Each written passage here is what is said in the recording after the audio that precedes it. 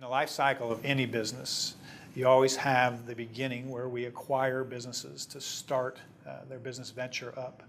We look at also the opportunities to merge and acquire other businesses as they move forward. And then naturally, toward the end of any business life cycle, you have the issue of potential divestiture of the business and bringing cash in as a result of that. We represent our clients in all aspects of that change from the beginning to the end in the growth of their company. It's critical to have legal counsel that looks at the issues as you go through those transactions and maximizes the value for the client for both the short and the long term.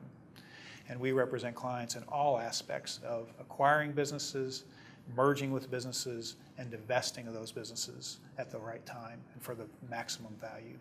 So Eric, I know you handle mergers and acquisitions for us. Talk a little bit about how we represent both buyer and sellers to maximize the value of those transactions when they're either selling, buying, or merging with another company. Great question, Brett. And actually, we represent clients on both sides of transactions through that entire process. One of the biggest things that we look at when we're representing a buyer is doing that due diligence. So if you're acquiring a business, making sure that we're looking at financials, that we're bringing in the appropriate financial servicers, CPAs, financial advisors, and making sure that we have a good picture of what that company is doing, because when you're acquiring a business, you're also potentially acquiring some of those liabilities.